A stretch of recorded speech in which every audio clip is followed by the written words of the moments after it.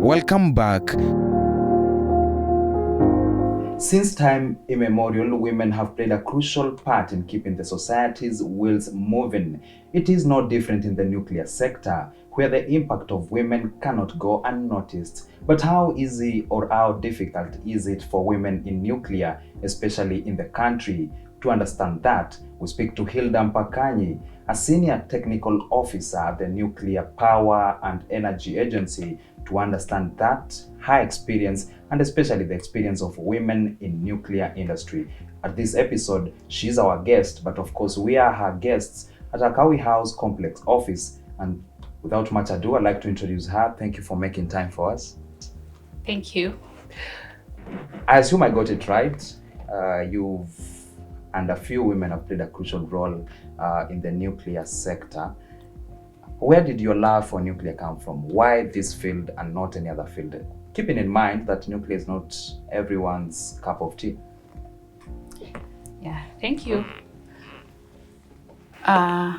Nuclear is a field that is diverse, and as much as most of the viewers may not maybe understand it, but we started learning nuclear way back from high school. We remember learning about radioactivity in chemistry and physics. And coming up to the university level, also in the science sector, we learned about maybe nuclear physics, nuclear chemistry, and these other the radioisotopes, which we all know we are using in the country. So my love for nuclear came from a love for sciences, which I learned about sciences. I loved sciences from way back in high school. Yeah. You hold a Bachelor's of Science in Chemistry from the University of Nairobi. You hold a Master's in Nuclear Power Plant Engineering. How would you say your education and career path have led to where you are currently? Yeah. When I was in high school, I didn't have maybe a clear path of I was just studying so that I can be a better person in the future, but I didn't have a clear path. But I remember my chemistry teacher, one time he marked my exams, and it was a practical for chemistry. It was a mock. And I produced a marking scheme for him. He didn't believe it. So he called me in his office, asked me, what are your future plans? I told him, I'm not sure, but, and then he told me, you are a scientist. So just make sure you follow that path because you are in the right direction. And from then, I didn't look back. When I came to the university, okay, my parents wanted me to do something else, wanted me to be maybe do education, and then the world outside wanted also me to do something else, maybe to go into medicine, but I loved chemistry, and I went for my bachelor's degree in the University of Nairobi. I did my Bachelor of Science in Chemistry. And then when I was employed at NUPEA, then it was a project committee, Nuclear Energy Project Committee. So we got opportunities, and I was asked to apply by our former executive chairman, Honorable Chilo Ayako. So he asked me to apply as a woman, and so that I can. It is not well represented. So that's when I went to Korea and did my master's in nuclear power plant engineering, and from then I've been getting groomed and getting other additional skills, additional technical knowledge on top of what I got in the education. Yeah. Yes. Your path has not been taken up by most women. In a room, you'll be singled out as one in a few of the women, especially at a discussion about nuclear power and nuclear energy. And actually, as at July 2020, according to the World Bank, the proportion of women who've taken up technical roles, and this also covers nuclear energy, is at 13% in the country. Why do you think, especially in the nuclear sector, there is that less female representation? I would take it for the STEM programs in the country. So I think women are not they're not well represented in the STEM programs generally. And when it comes to choosing courses, we will look into the other programs. And these include arts and the others. These other subjects, they are viewed to be a bit masculine.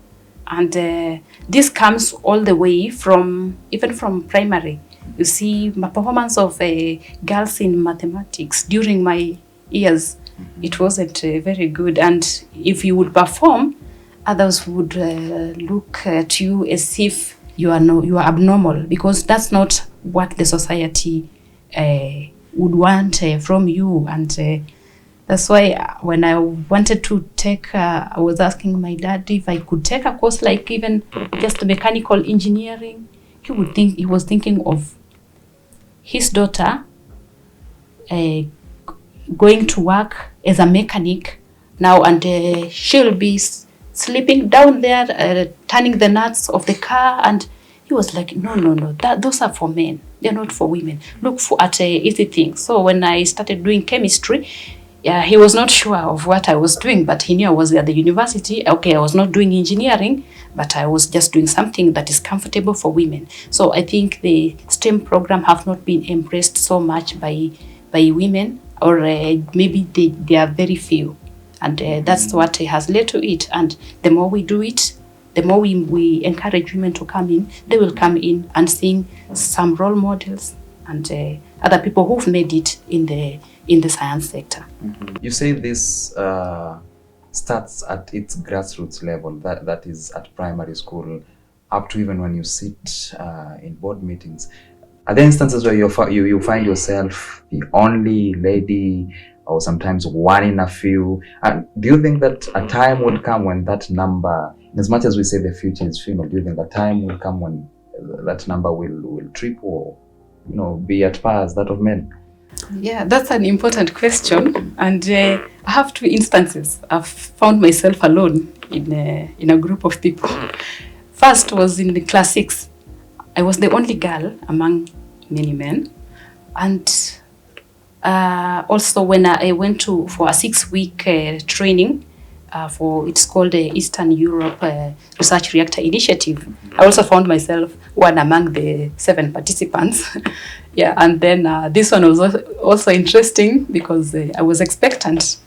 So I couldn't go to the reactor island, so they could do the video for me, and then I do it. So it's really happening, and we hope the future is coming to change, because nowadays the way we are bringing up kids, we are not telling them that now these are the roles of women and the roles of men. They have both roles. If it's to become an engineer, all of you can be engineer.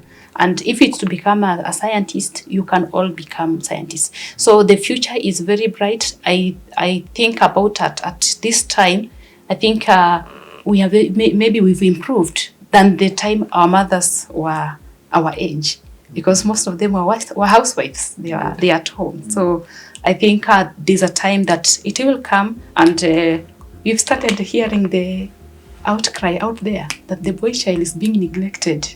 Yeah, so we have to bring them together as children who have equal opportunities, and we have to make sure we shape their future together and empower these girls to move in to the sciences, engineering and mathematics, and also men to even move to the arts. I believe the arts is where women are dominating also. So we have to strike a balance. As a noble girl decades ago at Ilchamus, did you anticipate that you'll be where you are? And did you anticipate the hurdles that you've managed to face and conquer over time? And what would you tell that little girl watching from your backyard, Ilchamus, who has still ambitions to progress as far as you've managed to progress? Yeah, growing up, I I didn't have, I can't lie that I was so focused. No.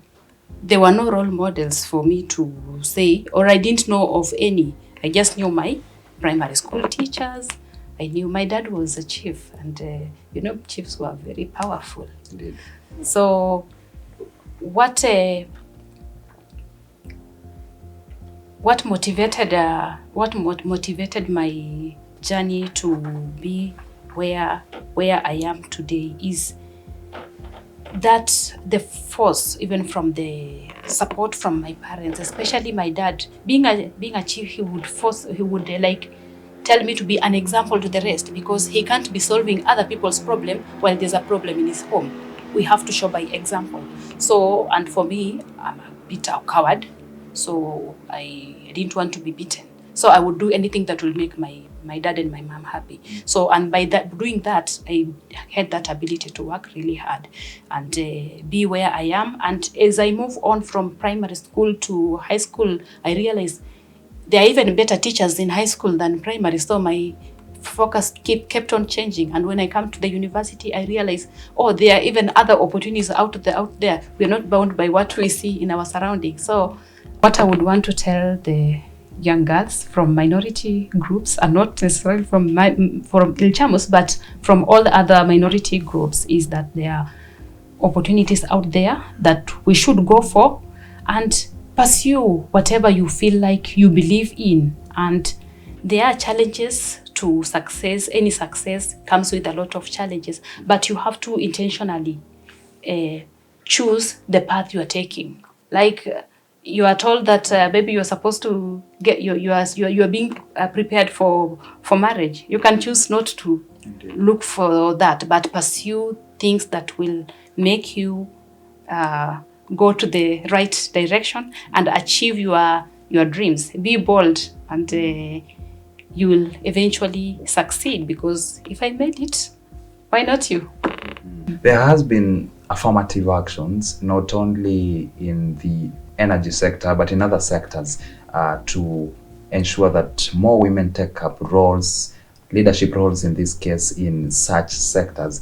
What would you say your organization in particular has put in place to mentor future women leaders from the group of women who want to go to that level? Yeah, I would say that our organization recognizes the importance of women in leadership, and even our management, there are a number of women in our management, and those that in the senior management, and those of us who are still at the technical level, we are still being groomed. And one of them is being trained. The scholarship I got to go to South Korea to study nuclear power plant engineering. Yeah, it was a bit, it was not as easy, because the first time the call for applications came, I was asked now to apply. But I didn't, because I was expecting my first daughter. I joined nuclear when I was just newlywed. Yeah, I finished honeymoon here. So yeah, so when I was told to apply, I was expecting, and the dates that I was supposed to report was coinciding with the due date. So I went to the executive chairman and asked him that I will not apply, and he was, I want to empower women. Why are you not applying? So I had to explain my case, and he understood. The next year, when the calls of application came in, I had no reason not to apply. I applied when I was doing my application. My daughter was 6 months old. So, and when I was supposed to go immediately after her first birthday, I was on plane to South Korea. And that has been like, it is now like an initiative. We have to include women in everything. Like the grooming, they give, attending these senior management courses. It's now meant for everyone, and it's a very fair organization that there's no time I felt like I'm being despised because I'm a woman. So for few stereotypes there, here and there, but generally, if I have an opinion, I can air it, and it will not be viewed like, now you are a woman, or you are what. No, it will be given that fair view. Yes. They say nuclear is the next big thing locally, in as much as it's clouded in a lot of myths and misconceptions. But someone out there would want to advance their careers in the sector that you are currently. What would be the one piece of advice you would give them? Yeah, I would tell them that nuclear is diverse. Nuclear is one-stop shop for everyone, not only scientists, not only engineers. We also need economists, financial analysts, we need lawyers, we need communication people, and we need everybody besides the engineer.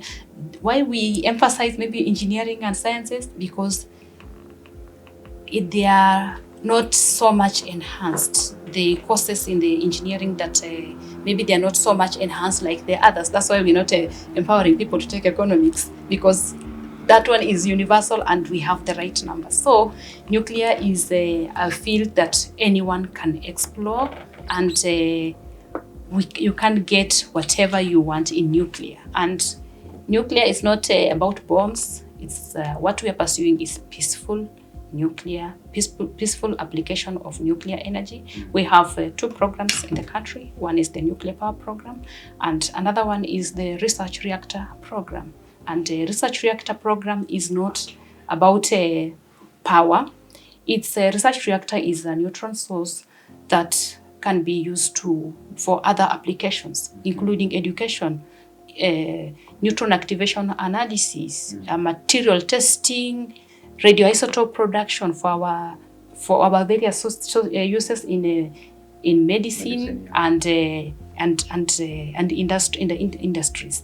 So it has diverse. It is so diverse, and it calls on everybody to be here. So anyone can pursue a course, or can have an opportunity in nuclear. Yeah. My final question, which I know you really tried to avoid, but we have to get to this one question.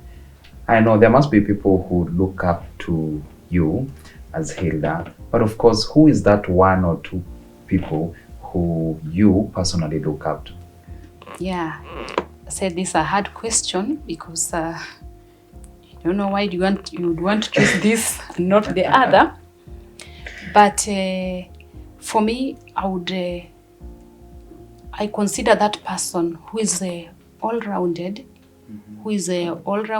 and has an impact in your life, and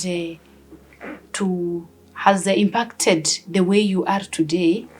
And for me, yeah, I'm a daughter, I'm a daughter-in-law, I'm a wife, I'm a mother, I'm an officer here. So you would want someone who would be able to nurture you all-rounded.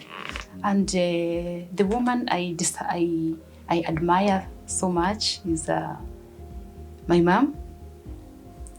This lady came from a different tribe, landed in El Chamus, and lived there as if that was her home, and took care of us, and even with the difficulties and many challenges that we've gone through in life, she was there to support us and instill good values in us.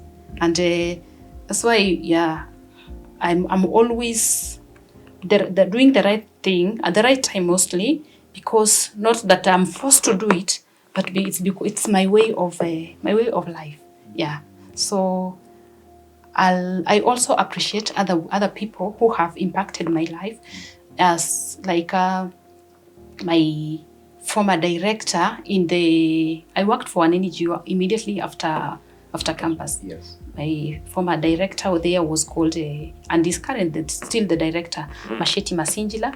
Yeah, he's someone who's, when a scientist in school, we are usually in the lab coats, and then we are in these beakers and the conical flasks, mixing, titration, doing many things. So we don't interact with people.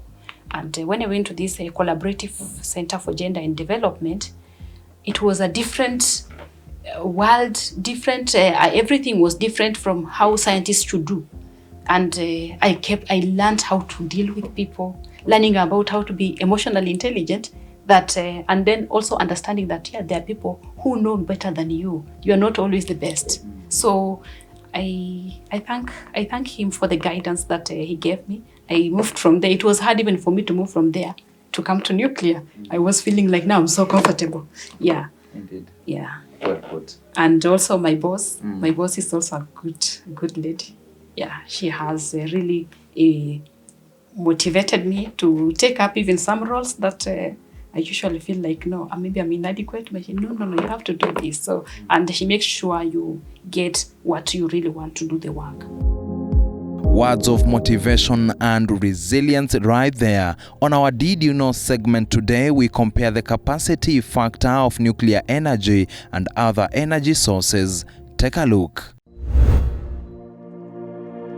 Did you know that nuclear energy has by far the highest capacity factor than any other energy source?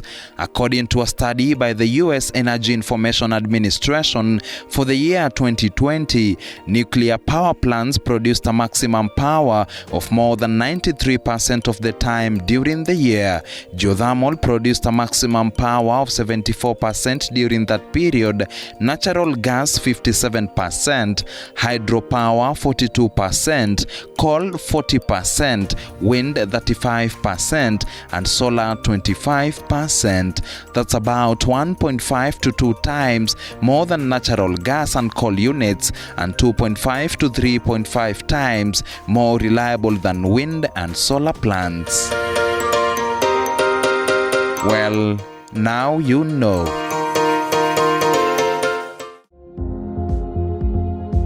Indeed, now you know which energy source is more reliable and efficient.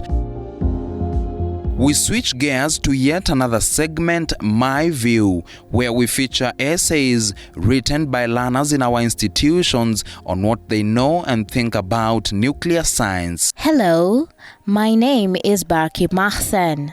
I am a student at Matuga Girls High School in Kwale County and the secondary school level winner of the 2020 NUPEA essay contest. My winning essay was about how nuclear electricity would contribute to economic development in the country. My view, as it stands, the energy currently being generated in the country from other sources could not be enough in the coming years to sustain the rising demand for electricity. Therefore, another source of electricity is long overdue for the generation of more electrical energy to plug the gap and ultimately boost the country economically. That source is nuclear electricity. I believe that besides power generation, there will be other benefits that the country will reap from nuclear electricity. This is because nuclear energy is cost competitive. It provides a stable base load of energy and has no carbon emissions, which are a major cause of global warming. Further, nuclear power plants operate at record high capacity factors, thus making nuclear electricity reliable. These nuclear power plants will be a source of employment to many with relevant skills, uplift their living standards, and at the same time, since they are taxpayers, contribute to the country's tax base. A single plant, however costly to construct, will replace tens of other power plants, thus paving the way for the government to redirect the resources meant for the latter elsewhere. Well, there have been devastating nuclear accidents in the past. The risks associated with nuclear electricity have been gradually declining, with disasters such as Fukushima and Chernobyl painful but valuable lessons. It is less likely they will ever occur again. Finally, our International Atomic Energy Agency video of the day.